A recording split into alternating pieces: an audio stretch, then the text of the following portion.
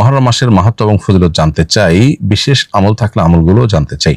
আলহামদুলিল্লাহ, মুহররম মাস আমাদের খুবই নিকটে। মুহররম মাস হিজরি বর্ষের প্রথম মাস এবং সম্মানিত 4টি মাসের একটি। আল্লাহ সুবহানাহু ওয়া তাআলা কোরআনে কারিমে বলেছেন, ইন্না ইদ্দাতাশ শুহুরি ইনদাল্লাহি 12 শাহরান ফি কিতাবিল্লাহি ওয়া মা খালাকাস সামাওয়াতি ওয়াল আরদ মিনহা আরবাআতুন হুরুম।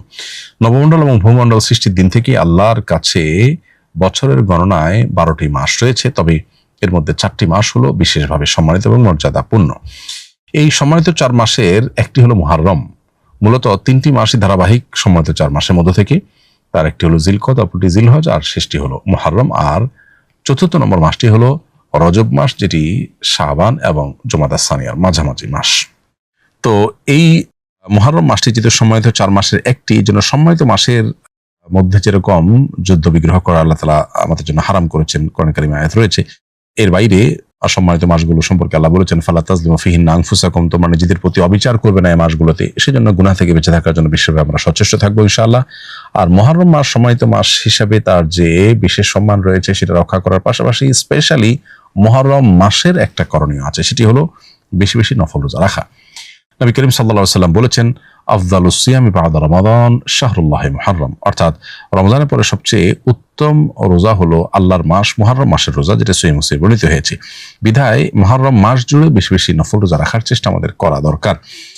আর মুহররম মাসের 10 তারিখ, যেটাকে আশুরা বলা হয়, সেটাকে কেন্দ্র করে আশুরার দিন এবং তার আগে অথবা পরে আরেকটা দিন যোগ করে মোট 2টি দিন রোজা রাখার বিশেষ ফজিলত রয়েছে। এর মাধ্যমে আল্লাহ রাব্বুল আলামিন 1 বছর পূর্বের গুনাহ আমাদেরকে মাফ করে দিবেন। অতএব মুহররম মাস উপলক্ষে আমরা আশুরার রোজা আর পুরো মাস জুড়ে বিশেষ রোজা এবং সম্মানিত মাস হিসাবে যে সম্মান প্রদর্শন সেটি আমরা করবো ইনশাআল্লাহ তাআলা। অনেক মসজিদে দেখা যায় দামি টাইলস লাগানোর কারণে সিজদাতে গেলে নিজের ছবি দেখা যায়, এটি কি নামাজের কোনো ক্ষতি হবে? এরকম টাইলস লাগানো উচিত নয়, এরকম পাথর লাগানো উচিত নয়, যেটা দিকে তাকালে নামাজি ব্যক্তি নিজের চেহারা দেখতে পাবে এবং মনোযোগ সেদিকে চলে যাবে। বরং মনোযোগ নষ্ট হওয়ার মতো কোনো বিষয় নামাজের মধ্যে রাখা উচিত নয়। সম্প্রতি আমি হজ থেকে ফিরেছি। এটা আমার জীবনের প্রথম দেশের বাইরে যাত্রা ছিল, তাই পরিবারের সবার জন্য উপহার কিনে এনেছি। আমার বাবা বলছেন কেনাকাটা করার কারণে আমার হজ কবুল হয়নি।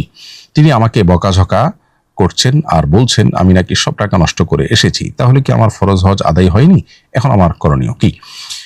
হজের সাথে কেনাকাটার আসলে কোনো সম্পর্ক নেই। কেনাকাটা করলে হজ নষ্ট হয়ে যায় এমনটি মনে করার কোনো কারণ নেই। হজের যে আমলগুলো সেগুলো যদি আপনি যথাযথভাবে করে থাকেন, পাশাপাশি আপনি যদি হালাল উপার্জন থেকে হালাল জিনিসপত্র কেনাকাটা করে থাকেন, তাহলে সেক্ষেত্রে সেটা সম্পূর্ণ জায়েজ। এক্ষেত্রে আপনার বাবা যেটি বলছেন সেটি ভুল বলছেন।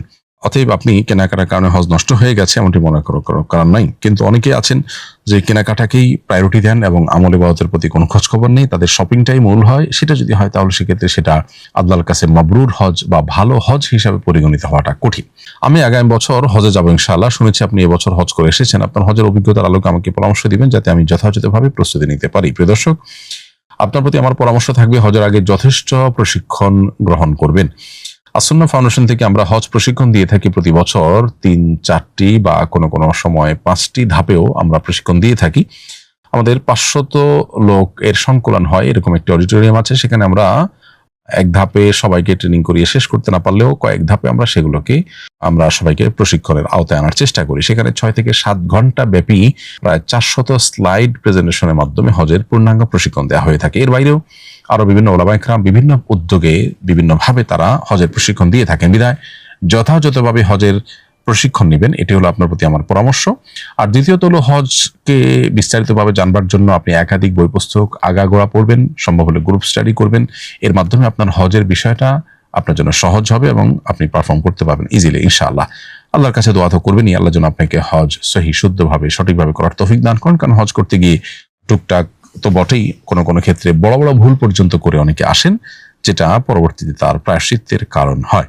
নবীজি সাল্লাল্লাহু আলাইহি সাল্লামের পেশাবও সুগন্ধ যুক্ত ছিল বলে সিরাতের এক বইয়ে পড়েছিলাম। তাহলে কি নবীজির পেশাব পবিত্র ছিল এবং তার সুগন্ধি বা পানির মতো ব্যবহার করা যেত? নবী করিম সাল্লাল্লাহু আলাইহি সাল্লামের ঘামে সুগন্ধি ছিল, এটি বিশুদ্ধ হাদিস দ্বারা প্রমাণিত। কিন্তু তার পেশাবের সুগন্ধি ছিল এমন কোনো বিশুদ্ধ হাদিস আমাদের জানা নেই। যারা নিয়মিত নামাজ রোজা কিছুই আদায় করে না, এমনকি শুক্রবার জুমার নামাজও পড়ে না, কিন্তু আল্লাহকে বিশ্বাস করে, এদের ব্যাপারে শরিয়ার বিধান কি?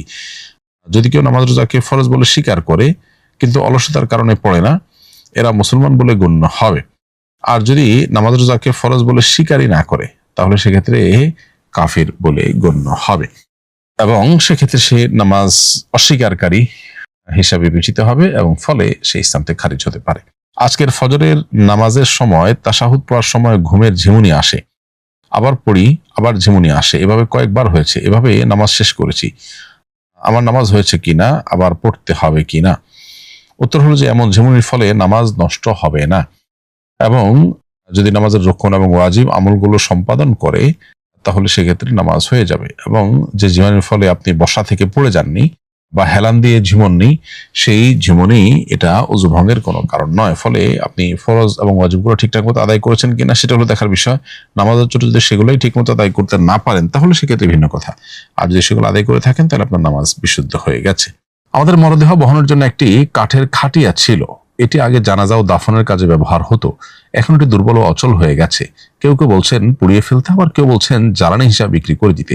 আসলে কি করা উচিত, সঠিক নির্দেশনা দিবেন। জ্বালানি হিসাবে যদি এটাকে বিক্রি করে দেন তাতে কোনো অসুবিধা নেই। আর যদি বিক্রি করে দেওয়া হয়, এটা ব্যবহার উপযোগী থাকে, কেউ যদি ব্যবহার করতে পারে, তাহলে বিক্রির টাকা দিয়ে আবার একটা খাট বা জাতীয় কাজ করা হলো, সেক্ষেত্রে কোনো অসুবিধা নেই। তবে ব্যবহার অনুপযোগী হয়ে গেলে সেটা তার বিক্রি করার কোনো বিশেষ লাভ নেই, পুড়িয়ে ফেলতে পারেন বা জ্বালানি হিসাবে ব্যবহার করতে পারেন কিংবা বিক্রি করতে পারেন। আমার শ্বশুর বয়োবৃদ্ধ, নামাজের জায়নামাজের অনিচ্ছায় পেশাব করে দিয়েছেন। জায়নামাজটা অনেক মোটা, নিংড়ানো সম্ভব নয়, এটাকে পবিত্র করার পদ্ধতি কি? আর জায়নামাজকে অপবিত্র করে ফেললে নাকি এর বিনিময়ে সাদেকা করতে হয়? এই কয় টাকা সাদেকা করতে হবে? আর শেষেরটা দিয়ে শুরু করি। জায়নামাজকে অপবিত্র করে ফেললে সাদকা করতে হয়, এরকম কোনো কথা কোরআন বা হাদিসে কোথাও বর্ণিত হয়নি। কোনো ফিকহ ফাতোয়ার কিতাবে এরকম কোনো মাসআলা আমাদের চোখে পড়েনি।